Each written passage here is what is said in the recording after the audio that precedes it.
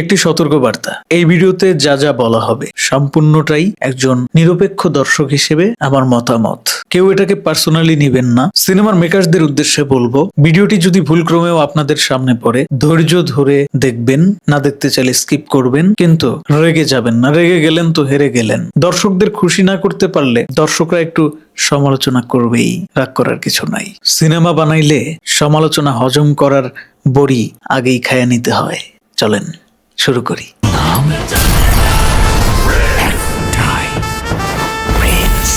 একটা বিষয় চিন্তা করে দেখলাম, যেখানেই প্রিন্স সেখানেই সমালোচনা। এই যেমন ধরেন প্রিন্স মামুন, প্রচুর সমালোচনা।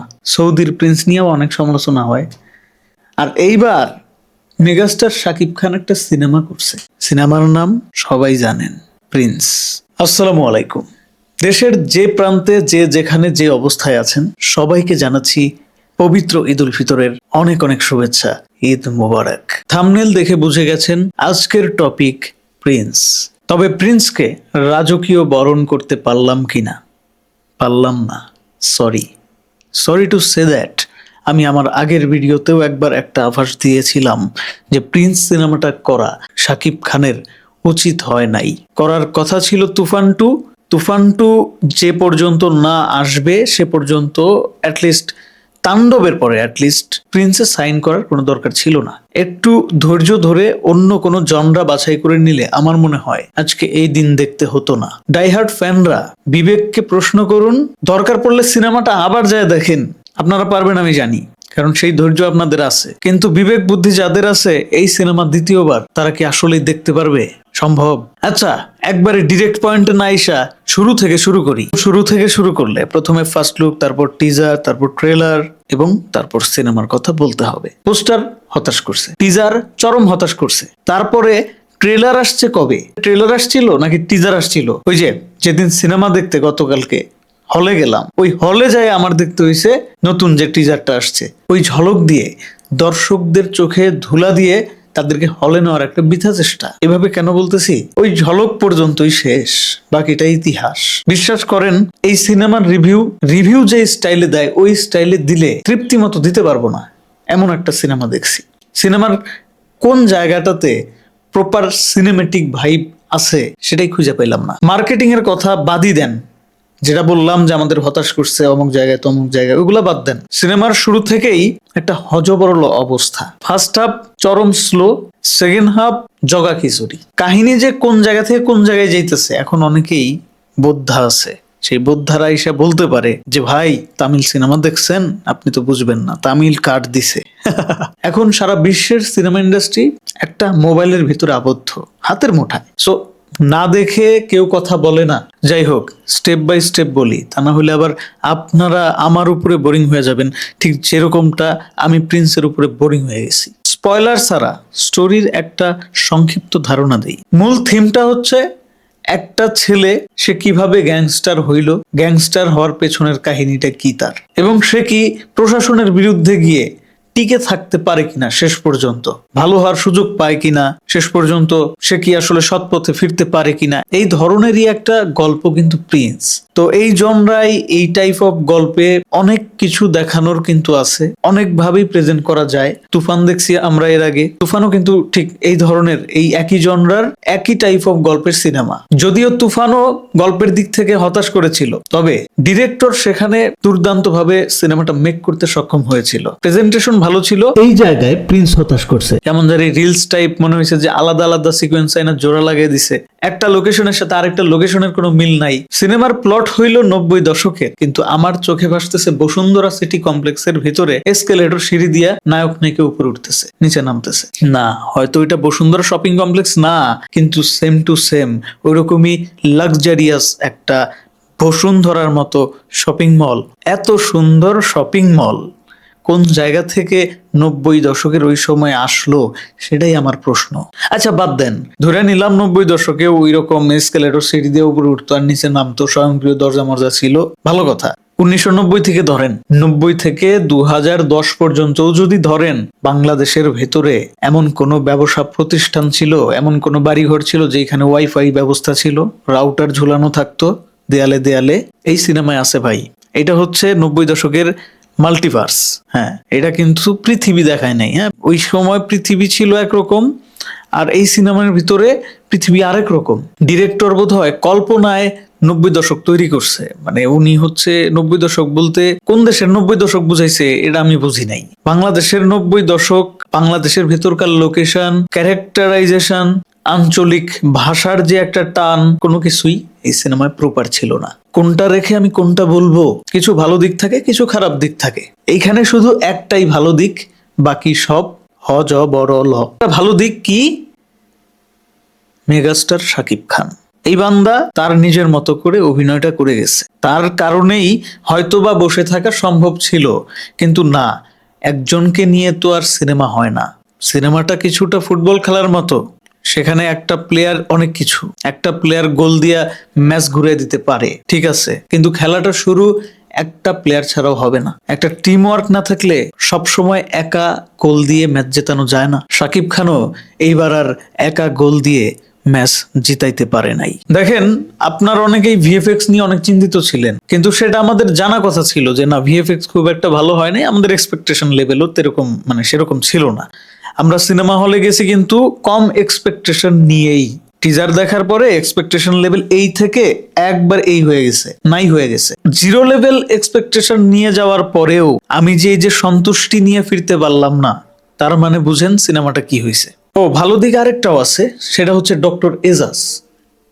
এই অভিনেতার অভিনয় আমাকে মুগ্ধ করেছে, কিন্তু সাথে সাথে আফসোস বাড়ায় দিছে যে এই ধরনের অভিনেতাকে ভালো স্পেসই দেওয়া হচ্ছে না। এর আগে আমরা তাণ্ডবে দেখেছি, ছোট্ট একটা ক্লিপে তাকে ঠাস করে মেরে শেষ করে দেওয়া হয়েছে। আবার এই সিনেমাতে রিপিটেড একই কাহিনী করা হয়েছে। একবারে মেরে ফেলা হয় নাই, কিন্তু আরো বেশি গুরুত্বপূর্ণ চরিত্রে আমরা তাকে দেখতে পারতাম, অথবা তার যে চরিত্রটা সেটাকেই আরেকটু অন্যভাবে আরো ইউনিক ওয়েতে প্রেজেন্ট করা যেত। যাই হোক, অ্যাটলিস্ট তার উপস্থিতিটা আমাকে স্বস্তি দিছে। সিনেমার সব থেকে বড় আকর্ষণ যেটা ছিল, সিনেমার মেন ভিলেন দিবেন্দু চট্টোপাধ্যায় না কি জানি নাম, ভট্টাচার্য। এই লোক অভিনয় ভালো করছে, যথেষ্ট চেষ্টাও করছে আমাদের দেশের ডিপজল হয়ে ওঠার, কিন্তু দিন শেষে তার ভয়েসটা মার খেয়ে গেছে। বিশ্বাস করেন, আপনি যদি একদম সিনেপ্লেক্সের মতো ভালো জায়গায় বসে সাউন্ড সিস্টেম একদম করা, 3D level sound system, Dolby system, এগুলাতে না দেখেন এই সিনেমাটা, তাহলে আপনি এই ভিলেনের মুখের অনেক ডায়লগ বুঝবেন না। এটা আমি সিউরিটি গ্যারান্টি সহকারে বলতেছি। তার কারণ হতে পারে তার যে কথা বলার স্টাইল, যে তার যে আঞ্চলিক একটা টান, সেটা হচ্ছে ভারতীয়। সে যখন বাংলা বলে সেটা আমাদের দেশীয় বাংলার সাথে মিলতেছে না। সেটাও বড় সমস্যা ছিল না, যেহেতু ওই সিনেমাতে সে একজন আফগানি পাঠান চরিত্রে অভিনয় করছে, অর্থাৎ সে মুসলমান তবে সে আফগানিস্তানের লোক, এরকম একটা ব্যাপার স্যাপার। ঠিক আছে, সে একদম আবসা আবসা বাংলা বলতে পারবে, বা তার বাংলাতে একটু হিন্দি মিশ্রিত থাকবে, উর্দু মিশ্রিত থাকবে, এই সমস্ত ব্যাপার স্যাপার হইতেই পারে। কিন্তু তারপরেও এইখানে চলে আসতেছে বরবাদের কথা। বরবাদের মতো এমন একটা ডায়লগ আমি কারো মুখেই দেখলাম না এই সিনেমায়, যে ডায়লগটা দর্শকের মুখে মুখে চলে আসবে। ভিলেনের মুখে তো পাইলামই না। তো যাই হোক, ভিলেন আমার কাছে অ্যাভারেজ লাগছে। জাস্ট তার চোখ দুইটা, তার খোমাটা একটু ভয়ঙ্কর লাগে, গেট আপ সেট আপ একটু তামিল তামিল ভাইব দেয়, এই আর কি। সিনেমার সব থেকে বড় খারাপ দিক হচ্ছে এই সিনেমার লোকেশন। ওরে ভাই রে ভাই, কি লোকেশন! সিনেমার শুরুর দিকে দেখায় কলকাতা, কলকাতারে মুখে বলে ঢাকা। কলকাতার বড় বড় স্থাপত্য নিদর্শন, মসজিদগুলা, যেগুলো বিখ্যাত মসজিদ সারা বাংলাদেশের মানুষ যেগুলো চিনে, সেই সমস্ত স্থাপনাগুলা দেখায়, আর মুখ দিয়ে বলতেছে ঢাকা, মিরপুর, কাফরুল, হ্যান ত্যান কত কিছু। হ্যাঁ, এইটা সত্য। এই সিনেমার গল্পটা বাস্তবে ঘটে যাওয়া সত্য ঘটনার থেকে কিন্তু অনুপ্রাণিত। শুরুতে এই সিনেমার ওই যে নাম হওয়ার কথা ছিল না, যে once upon A time in Dhaka আমি কালা, হ্যাঁ, এটা আসলে কালা জাহাঙ্গীরের জীবন থেকে অনুপ্রাণিত একটা সিনেমা। আর এইখানে আরো বড় আক্ষেপ, যে একটা সত্য ঘটনা থেকে অনুপ্রাণিত হইলে সেটা রিয়েলিস্টিক ভাবে যতটা র ভাবে ফুটায় তোলা যায়, সেটাই ওই সিনেমার জন্য বড় একটা পাওয়া থাকে, এবং দর্শকরাও সেটা খুব উপভোগ করে, রিলেট করতে পারে, সেই সময়টাতে ফিরে যাওয়ার একটা সম্ভাবনা থাকে। কিন্তু এই সিনেমায় সেই সম্ভাবনাটুকু নাই। মাঝে মাঝে আপনার মনে হবে আমি কলকাতা শহরটাকে দেখতেছি, তাও যদি কলকাতা শহরের 90 দশকও দেখাইতো তাহলেও মানতাম। সবই আধুনিক ভাই, ঘরবাড়ি কিছু কিছু আপনার কাছে মনে হবে যে একটু পুরাতন, না ঠিক আছে, তবে কলকাতার যে ফিলটা সেটাই আপনি পাবেন। কিন্তু মুখ দিয়ে বলছে বাংলাদেশ, কি একটা অবস্থা। এদিক থেকে তুফান সিনেমাটার সেট ডিজাইন বলেন, সবকিছু লোকেশন টোকেশন যথেষ্ট ভালো ছিল। বলবো না যে একদম পারফেক্ট ছিল, কিন্তু লুক অ্যান্ড ফিলটা 90 দশক ছিল। বাংলাদেশের কিছু কিছু প্লটের সাথে অ্যাটলিস্ট মিল রেখেই তারা কাজটা করেছিল। এদের মতন মার্কেবল প্লেস গুলা তুলে ধরে নাই যে এই যে কলকাতার অমক মসজিদ, এটা কিন্তু বাংলাদেশের। সিনেমার কাস্টিং এর কথা যদি বলি, কাস্টিং কিন্তু খারাপ না। সিনেমায় শাকিব খান বাদেও অনেক ভালো ভালো অভিনয় শিল্পী কাজ করেছে। তবে শাকিব খানের পাশে যে দুইটা নায়িকাকে রাখা হয়েছে, এই নায়িকা দুইটা বাদে, হ্যাঁ এরা বাদে বাকি কাস্টিং আমার পছন্দ হয়েছে। নায়িকা দুইটার একটাও আমার কাছে মনে হয় না যে শাকিব খানের সাথে অভিনয় করার জন্য তারা এখনই প্রস্তুত। তাসনিয়া ফারিনকে তাও মাঝে মাঝে একটু একটু ভালো লাগলো, যদিও তার যে ক্যারেক্টারটা, এই ক্যারেক্টারের কোনো আসলে প্রপার বিল্ড আপই হয় নাই। এই ক্যারেক্টারের কোনো দরকার ছিল বলে আমার কাছে মনে হচ্ছিল না। শুধু শুধু ক্যারেক্টারটা মাঝখান থেকে আসে, প্রিন্সের সাথে কিভাবে পরিচয় হয়, যেভাবে পরিচয় হওয়ার কোনো দরকারই ছিল না। কেমন জানি একটা মানে কোনো কিছুর কোনো যৌক্তিকতা খুঁজে পাই না এই সিনেমার মধ্যে, বিশ্বাস করেন। কি রিভিউ দিব? মেরিল প্রথম আলোর পুরস্কারের অনুষ্ঠানে তাসনিয়া ফারিন শাকিব খানের দিকে তাকাইয়া আবেগ আপ্লুত হইয়া বলছিল যে আমি আপনার সাথে কাজ করব, আমি কিন্তু ইতিমধ্যে গ্যাংস্টার টাইপ সিনেমায় কাজ করে ফেলেছি। তার সেই আবদার রাখতে গিয়ে তাকে কাস্টিং করা হয়েছে, আমার তো তাই মনে হইতেছে। এবং প্রিন্স এমন একটা সিনেমা হয়েছে ভাই, ওই যে মনে করেন মানুষের এমন হয় না যে হচ্ছে 3টা 4টা সন্তান হয়ে গেছে, এখন মনে করেন বয়স হয়ে গেছে, অনেক বৃদ্ধ হয়ে গেছে, এখন আর ইচ্ছা নাই, কিন্তু ভুলে আরেকটা হয়ে গেছে। কি বলবো ভাই, প্রিন্স হচ্ছে সেরকমই একটা সিনেমা। শাকিব খানের হাতে একটা তুফান আছে, একটা তাণ্ডব আছে, অর্থাৎ দুইটারই সিকুয়েল আসার কথা হয়ে আছে অলরেডি। দুইটা সিনেমাই যথেষ্ট জনপ্রিয়তা পেয়েছে, ইন্ডাস্ট্রি হিট হয়ে গেছে তুফান। আবার বরবাদের কথাও তো বলি, বরবাদ এমন একটা সিনেমা, ওইটাও কিন্তু গ্যাংস্টার টাইপ অফ সিনেমা, তাই না? ওইটার যে character Ariyan Mirza, oh my God, what a character man. Mehedi Hasan Hridoy একটা বেঞ্চমার্ক ক্রিয়েট করে দিয়েছে বরবাদের মাধ্যমে। শাকিব খানের কেরিয়ারে তাকে একটা সেরা ক্যারেক্টার উপহার দিয়েছে আরিয়ান মির্জা। যে আরিয়ান মির্জার একটা ডায়লগই যথেষ্ট ছিল জিল্লুকে হিট করার জন্য, যেই জিল্লুকে ব্যবহার করে এখন আবার রাক্ষস তৈরি হয়েছে। চিন্তা করেন, একটা সিনেমা ভালো হলে সেই সিনেমার ভেতরকার একটা ক্যারেক্টারই যথেষ্ট আরেকটা সিনেমার রসদ জোগাতে, আরেকটা সিনেমাকে হিট করাতে। সেখানে প্রিন্সের এমন একটা ক্যারেক্টারের নাম আমাকে বলেন যে এই ক্যারেক্টারটাকে দিয়ে আরেকটা সিনেমাতে ইন করালে পরে সেই সিনেমা হিট হওয়ার সম্ভাবনা আছে? বলেন, জিল্লুর মতো একটা ক্যারেক্টার খুঁজে দেখান প্রিন্সে, পাবেন না। অথচ অনেক আর্টিস্ট নেওয়া হয়েছে ভাই। হ্যাঁ, রাশেদ মামুন অপু ভালো অভিনয় করছে, কিন্তু তার যে ক্যারেক্টারটা, যেভাবে এই ক্যারেক্টারটাকে প্রেজেন্ট করা হয়েছে, কোনোভাবে কি শাকিব খানের সাথে অনেক বেশি ইমোশনাল বন্ডিং দেখানো হয়েছে? কোনোভাবে কি সেই বন্ডিংটাকে বিল্ড আপ দেওয়া হয়েছে? প্রিন্সের প্রত্যেকটা ক্যারেক্টারের কোনো বিল্ড আপ নাই, বিল্ড আপের প্রয়োজন বোধও মনে হয় পরিচালক করে নাই। আসলাম, অভিনয় করলাম, গেলাম, গুলি খেলাম, মরে গেলাম।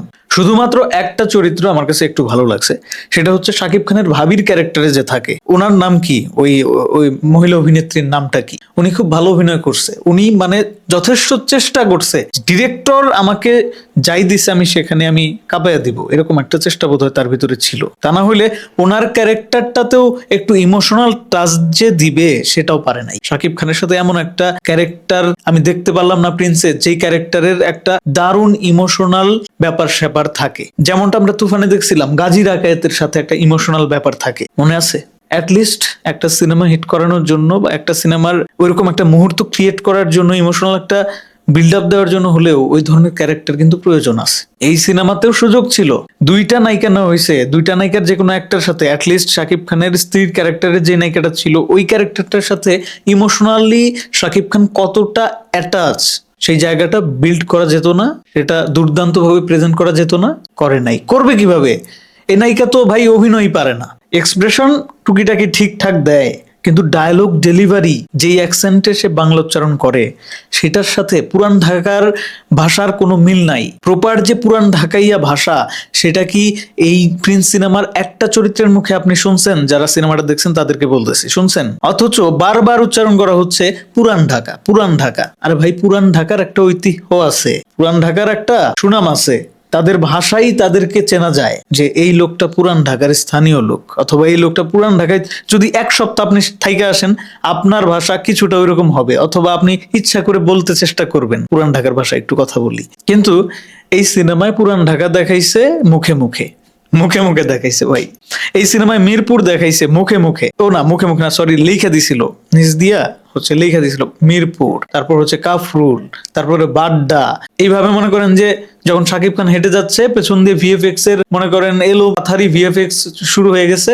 কি বলবো রে ভাই, কি বলবো, আমি জানি না শাকিব খান তার কেরিয়ারের এরকম একটা পিক মোমেন্টে এসে কিভাবে এত বড় ভুল ডিসিশন নিলেন। খুব সুন্দরভাবে হয়তো ফর্মালিটি মেনটেন করে একটা রিভিউ করতে পারতাম, কিন্তু আমার ইচ্ছা নাই, ধৈর্যও নাই। সিনেমাটা যে আমি 3টা ঘন্টা 2.5 ঘন্টা ধৈর্য ধারণ করে বসে দেখছি, এবং শুধু তাই না, এই সিনেমা দেখার আগে যে কি বিপদে পড়ছিলাম ভাই। গেছি সকাল 10টায়, বাসায় ফিরতে হয়েছে আমার রাত 9:30টায়। বুঝেন, সিনেমা শুধু ভিতরে সমস্যা না, বাইরেও সমস্যা। মানে তারা যে কি করছে মেকার্সরা, সিনেমা তৈরি করে মনে হয় নিজেরাই দেখতে চাইছিল। এই কারণে সিনেমা হলগুলোতে সঠিক সময় সিনেমাই পৌঁছায় নাই। সিনেমা হলে গিয়ে দেখি তাদের সকালের শো বন্ধ ছিল, দুপুরের শো বন্ধ, বিকালের শো হবে কিনা তার কোনো ঠিক ঠিকানা নাই। হল মালিকের মাথায় হাত, হল মালিক মাথায় হাত দিয়ে মাথা চাপড়াইতেছে আর বলতেছে, ভাই আমি শেষ, আমি শেষ, আপনি যদি কেউ পরিচিত থাকে প্লিজ একটু কল দেন। এই একটা অবস্থা, বারবার ফোন দিয়ে যাচ্ছে। ওদিকে গেটের বাইরে অনেক মানুষ, আপনারা দেখছেন এর আগে আমার একটা ভিডিও আমি আপলোড করেছি, ওটা যদি দেখে থাকেন তাহলে বোঝার কথা যে প্রিন্স সিনেমাটার মার্কেটিং সেক্টর কতটা দুর্বল ছিল, প্রিন্স সিনেমার মেকার্সদের গাফিলতি কোন লেভেলের ছিল। ওদিকে রাক্ষস টিমের দিকে তাকান, মার্কেটিং কাকে বলে, কত প্রকার ও কি কি তারা দেখাই দিছে। সিনেমা তো নির্মাণ করছে, হলে তো চলতেছে বিন্দাস, পাশাপাশি আবার শর্ট ফিল্ম তৈরি করছে শুধুমাত্র সিনেমার মার্কেটিং করার জন্য। সেখানে আবার কন্টেন্ট ক্রিয়েটর, দেশ সেরা কন্টেন্ট ক্রিয়েটর কে আছে, কার ভিউজ কত হয়, তারা এটা অ্যানালাইসিস করে, ওই যে বিদেশ থেকে একটা ছেলে আসছে না অ্যালেক্স, ওরে নিয়ে মার্কেটিং করছে। চিন্তা করেন, ইভেন আমি লক্ষ্য করছি সিয়াম ছেলেটা যেই সিনেমার সাথে যুক্ত থাকে ওই সিনেমার মার্কেটিং ফারু হয়। ফারু, সিয়াম একটু বেশি ইয়াং তো হয়তো ওর মধ্যে বারুদটা বেশি। মেগাস্টার শাকিব খান, আপনি আপনার ফ্যান বেজের উপরে ভরসা করবেন ভালো কথা, কিন্তু ভুলে যাবেন না সালমান খানের কথা। বলিউডের সালমান খানের আজকে যে বেহাল অবস্থা, যে দশা, তার সেম দশা কিন্তু আপনার হয়ে যাবে যদি পরপর এই ধরনের সিনেমা আপনি ভুলবশত করতে থাকেন। ভুল মানুষ একবার করে, 2বার করে, 3বার কিন্তু ভুল করে না, তখন সেটা মানুষ অন্যায় হিসেবে ধরে নেয়। দর্শক এমন একটা বিষয়, দেখেন তুফানের সময় কিভাবে দর্শক আপনার সিনেমার প্রশংসা করছে, প্রত্যেকটা ঘরে ঘরে সিনেমার গান বাজছে। এবার আপনি আমাকে একটা, ভাই দর্শকদের উদ্দেশ্যে বলতেছি, একটা গানের নাম বলেন, একটা গানের নাম বলেন প্রিন্স সিনেমার, যে গানটার একটা লাইন আপনার মনে আছে। হ্যাঁ বলতে পারবেন, জ্বালা জ্বালা জ্বালা জ্বালা বলতে পারবেন, এইটুকুই বলতে পারবেন, আর বলতে পারবেন না। এই হইছে প্রিন্সের অবস্থা। না পোস্টারে, না ট্রেলারে, না টিজারে, না গানে, না সিনেমার গল্পে, না সিনেমায় দেখানোর লোকেশনে, না ক্যারেক্টারাইজেশনে। প্রিন্সের ক্যারেক্টারটা কি করছে চিন্তা করে দেখেন। প্রিন্স এই সিনেমার মেন ক্যারেক্টার, তার বিল্ড আপটা ভালোভাবে দেয় নাই। সে কিভাবে প্রিন্স হইলো, ছোটবেলায় তার কি এমন হয়েছিল যে সে বিপথে চলে গেল। চার ভাই কিনা, প্রিন্সের ভাই কিন্তু একজন পুলিশ কর্মকর্তা, প্রশাসনের একজন কর্মকর্তার ভাই কিভাবে এরকম জঘন্য অপরাধে জড়িত হয়ে গেল, তার জীবনটা কেন এরকম অন্ধকারে ভূপাতিত হইল, এইটার প্রপার কোনো ডেফিনেশন নাই, প্রপার কোনো যৌক্তিক কোনো ইন ডিটেইল কাহিনী নাই, বিল্ড আপ নাই। তাহলে এই সিনেমা, তাহলে আপনি কাকে দোষ দিবেন? এখানে দোষটা শুধু ডিরেক্টরে আমি দিব না। ডিরেক্টর তো ভাই কাঁচা, নতুন ডিরেক্টর, সবাই তো আর মেহেদী হাসান হৃদয় না। 400-500 নাটক তৈরি কইরা তারপরে তো সবাই আসে নাই। আমি জানি না উনি কি আসলে এর আগে কি করতো। সবাই সিনেমা নির্মাণ করতে পারে না, আবার হতেও পারে তিনি একদিন না একদিন ভালো সিনেমা নির্মাণ করবেন, যেটা আমার আপনার সবার ভালো লাগবে। কিন্তু শাকিব খানের উচিত হয় নাই পরপর এভাবে শুধু নতুনদের সাথেই কাজ করে যাওয়া। অলরেডি আপনি একজন মেহেদী হাসান হৃদয় দাঁড়া করায় দিছেন, অলরেডি আপনি রায়হান রাফির সাথে কাজ করছেন। আমি বলবো না যে রায়হান রাফি অনেক নতুন, কিন্তু তারপরেও বলবো যে আপনার কেরিয়ারের তুলনায় তো নতুনই ছিল। আপনি রায়হান রাফির সাথে কাজ করছেন, আপনি মেহেদী হাসান হৃদয়ের সাথে কাজ করছেন, আপনি হিমেল আশরাফের সাথে কাজ করছেন, এরা সবাই ইয়াং জেনারেশনের পরিচালক। আপনি যথেষ্ট এক্সপেরিমেন্ট চালাইছেন আপনার কেরিয়ার নিয়ে, এখন আর এক্সপেরিমেন্টের সময় নাই রে ভাই।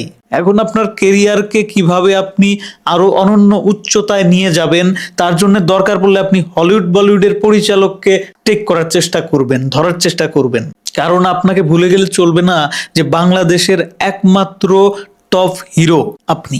ক্লাসের নাম্বার 1 ছাত্রকে নিয়ে কেউ কোনোদিন এই চিন্তা করে যে হচ্ছে সে পাশ করবে কিনা?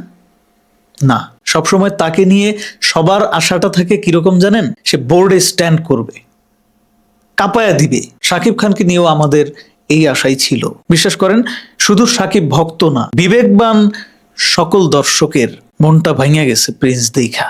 অনেকে আবার বলতে পারে ভিএফএক্স এর ইস্যু তো ভাই রিমুভ করে দিছে, ঠিকঠাক করে দিছে, তাও আপনার পোষায় না। আপনার কিসে পোষায়? আমার ভাই গল্প দরকার। ভিএফএক্স যে নরমাল হবে, ভিএফএক্স এর যে করুণ দশা হবে, সেটা আমরা জানতাম। কারণ আমাদের স্বাদ আছে, সাধ্য নাই। পরিচালকদের পাকনামি আছে। অর্থাৎ আমি যেটা পারবো না দেখাইতে, আমি ওইটাই দেখাইতে চাই, তাইলে হবে? আমি বলবো যে সেই দিক থেকে আফরান নিশো যে এই ধরনের জনরার কি জনরার কাজগুলা করতেছে না, দম, তারপর সুড়ঙ্গ, দাগি, ঠিক আছে। কেন ঠিক আছে? একটু একটু বিবেক দিয়ে ভাইবা দেখেন। আমার দেশে ভিএফএক্স যেভাবেই আপনি করবেন, দেখেন একটা 600 কোটির সিনেমা করে, সেইটার ভিএফএক্সও কিন্তু ভালো হয় না। অনেক সময় দেখা যায় যে আদিপুরুষের মতো, আদিপুরুষ কি করছে, সেই জায়গায় আমি কিভাবে এটা কল্পনা করি যে আমি 7-8 কোটি দিয়ে সিনেমা বানাবো, অথবা কিছু কিছু ক্ষেত্রে এরও কম থাকে বাজেট, বুঝছেন? সেটা আমাদেরকে বলা হয় না। শুধু ট্যুর দিলেই তো অনেক বাজেট বেড়ে যাবে, ব্যাপারটা এরকম না। 7-8 কোটি দিয়ে, 5 কোটি 6 কোটি দিয়ে আপনি সিনেমা বানাবেন, সেই সিনেমায় আপনি যেভাবে ইচ্ছা সেভাবে দেখাবেন, একটা ক্যারেক্টার আকাশে উঠতেছে দেখাবেন, সেটা তো প্রপার মনে হবে না রে ভাই। শাকিব খানের পেছন দিয়ে বোম ব্লাস্ট হচ্ছে, এই বোম ব্লাস্টের থেকে ফার বেটার বোম ব্লাস্ট তো আমরা নায়ক জসিমের আমলে দেখে আসছি, মান্নার আমলে দেখে আসছি, তাই না? তো যদি বর্তমানে 2026 সালে এসে 90 দশক দেখতে যে আমার কলকাতা দেখতে হয়, বাংলাদেশের ঢাকা দেখতে যে, পুরান ঢাকা দেখতে যে আমার কলকাতার শহর দেখতে হয়, ব্রডব্যান্ড কানেকশন দেখতে হয়, এসকেলেটর সিঁড়ি দেখতে হয়, স্বয়ংক্রিয় দরজা দেখতে হয়, বসুন্ধরা সিটি কমপ্লেক্সের থেকে উন্নত কোনো শপিং মলের ভিতরে শপিং করতে দেখতে হয় নায়ক নায়িকা দুজনকে, সেই দুঃখ রাখার জায়গা নাই। মন্ডায় চাইছিল কি জানেন? একটা সপ্তাহ সময় নিয়ে ওই যে আরএনআর যে টাইপ অফ ভিডিও বানায় না, একবারে ধুইয়া দেয়, এরকম ধুইয়া দিতে, কিন্তু ধৈর্য কুলাবে না। মন্ডায় অনেক কিছুই চায়, কিন্তু ধৈর্য কুলায় না। এই সিনেমার জন্য আর একটা সেকেন্ড সময় নষ্ট করা মানে নষ্ট করা ভাই। আবার সিনেমার বিজিএম এর কথা যদি বলি, মানে কি বলবো, মনে হয় যে আমাকে নিস্তার দিচ্ছে না। মাঝে মাঝে যে একটু কানটা শান্ত রাখবো, সুন্দরভাবে সিনেমাটা উপভোগ করব, সেইটার কোনো উপায় নাই। এবার বলি এই সিনেমাটা কাদের জন্য। হ্যাঁ, আমি যেটা খেয়াল করলাম, সিনেমাটা দেখার পর হল থেকে বের হয়ে আমি দাঁড়াইছি পাবলিক রিভিউ নিতে, সবাই বলতেছে সিনেমা দারুণ হয়েছে, সিনেমা ভালো হয়েছে, অসাধারণ হয়েছে, দারুণ দারুণ, শাকিব খান দারুণ। আমার মনে হচ্ছিল কিরে, খালি আমার কাছে খারাপ লাগলো, খালি আমার চোখেই ধরা পড়লো ভুলগুলা, কারণটা কি? ঠিক তখনই মনে পড়ে গেল যে ও আচ্ছা, আজকে তো ঈদের দিন, আর আমরা তো আসছি সকাল 10টায়। সকাল 10টা থেকে নিয়ে এখন বাজে রাত 8টা, 8:30, 9টা, এই সময় পর্যন্ত অপেক্ষা করে একটা শোই কিন্তু হয়েছে, ওই যেটা বললাম যে সিনেমা হলেই পৌঁছায় নাই, রাতের শো দেখতে হয়েছে। এতক্ষণ যারা ওয়েট করে ছিল তারা কি আসলে নিউট্রাল দর্শক? না, তারা প্রত্যেকে ডাই হার্ট ফ্যান। শুধুমাত্র শাকিব খানের চেহারাটা দেখলেই তাদের অন্তর ঠান্ডা হয়ে যায়। আমিও ফ্যান, শাকিব খানকে দেখলে আমারও ভালো লাগে, বিধায়ী তার সিনেমাটাই সবার আগে দেখতে গেছি। তা না হইলে আরো অনেকের সিনেমা আসছে না, দম আগে রিভিউ দিতে পারতাম, বনলতা এক্সপ্রেস আগে রিভিউ দিতে পারতাম না? পারতাম। কিছু ভিউজ না হয় কম আসতো, কিন্তু শাকিব খানকে আসলে ভালো লাগে বিধায়ী তার সিনেমাটা প্রতিবার আগে দেখি, একটু এক্সট্রা গুরুত্ব দেই। আর এই ভালো লাগার মধ্যে দুই ধরনের ভালো লাগা কিন্তু মানুষের আছে, বললে বুঝবেন। একটা গল্প মনে পড়ে গেল, সৎপোলা। এই সৎপোলারে মায়ে সব সময় কোলে করে রাখে, কিরে মানুষ, পাড়া প্রতিবেশী বলে যে কিরে এত আদর করে নিজের পোলারে রেখে, সৎপোলারে, মহিলা কত ভালো। তো কখনোই কোল থেকে নামায় না ভাই, 5-6 বছর পার হয়ে যায়, কখনো কোল থেকে নামায় না, নিজের পোলারে ছেড়ে দিছে, হাট হাট হাট। দিন শেষে দেখা গেল সজ্জে পোলা, ওই পোলাটা হইলো আতুর ন্যাংরা, হাঁটতে পারে না, হাঁটার অভ্যাসই হয় নাই, কখনো কোল থেকে নামায় নাই, কেমনে হাঁটতে শিখতে হয় সেটাই ভুলে গেছে। আর যে নিজের পোলা, সেটা মনে করেন যে সুস্থ সবল দৌড়াইতেছে। তো আমি যেটা বুঝাইতে চাইলাম, শাকিব খানকে ভালোবাসি বলে অন্ধভাবে যদি ভালোবাসি, সেটা তার জন্য ঠিক ওই রকমটাই হবে, ওই সৎ পোলার ক্ষেত্রে যেরকমটা ওই মহিলা করলো। আমরা শাকিব খানকে ভালোবাসবো বলে ভুল পথে গেলে সেটাকেই সাপোর্ট করব, তাহলে 2 দিন পরে শাকিব খানের কেরিয়ার দেখে আপনার আফসোস হবে। এখনই হয়, আপনি দেখেন না শাকিব খানের কেরিয়ারে কয়টা ভালো সিনেমা আছে, তার কেরিয়ার এত বড়, সিনেমা ভালো সিনেমার সংখ্যা কয়টা? খুবই সীমিত, তাও সেটা প্রিয়তমার পর থেকে শুরু হয়েছে ভাই। অথচ তার কেরিয়ার কি এই 5-6 বছরের? হ্যাঁ, তার কেরিয়ার তো 26 বছরের। হ্যাঁ, ওই সময়ও কিছু ভালো সিনেমা সে করছে, করে নাই যে তা না, তা না হলে সুপারস্টার কেমনে হইলো? করছে ভালো সিনেমা, কিন্তু বেশিরভাগ সিনেমাই সে ভুল সিদ্ধান্ত নিয়ে করছে। ইন্ডাস্ট্রিতে যত সমস্ত গবর মার্কা পরিচালক আছে, যাদের মাথায় খালি গবরে ভরা, সেই সমস্ত পরিচালক শাকিব খানকে খুব সহজেই ক্যাচ করতে পারে। আমার মনে হয় শাকিব খানের আলাদা আরেকজন মেন্টর প্রয়োজন। শাকিব খান কোন সিনেমাটা করবেন না করবেন, আপনি জানেন? বলিউড বা হলিউডের অ্যাক্টর অ্যাক্ট্রেসদের স্ক্রিপ্ট তারা নিজেরা পড়ে না, তার আগে নিজেদের যে মেন্টর থাকে ওই মেন্টরদেরকে দিয়ে পড়ায়, চেক করায়, মানে মানে তাদের আগে পছন্দ হইতে হবে, একটা রিভিউ সে আগে নেয় একজন অ্যাক্টর, তারপর নিজে পড়ে। অনেক ব্যাপার স্যাপার আছে ভাই, মতামত নিতে হবে। মন চাইলেও করে ফেললাম, নিজের ক্যারিয়ারটা দিয়েও তো তাকাইতে হবে। একজন মানুষ যখন একটা দেশের মেগাস্টার, একমাত্র মেগাস্টার হিসেবে সিনেমা করে, তখন তার কাঁধে গোটা ইন্ডাস্ট্রির ভার থাকে। ইতিমধ্যে শাকিব খান 3টা ইন্ডাস্ট্রি হিট উপহার দিছে, তার দায়িত্বটা কিন্তু এখন অনেক বড়। আমরা চাই না শাকিব খানকে নিয়ে কেউ ট্রল করুক। আশা করব শাকিব খান নেক্সট টাইমে এই ধরনের ভুল আর কখনো করবেন না।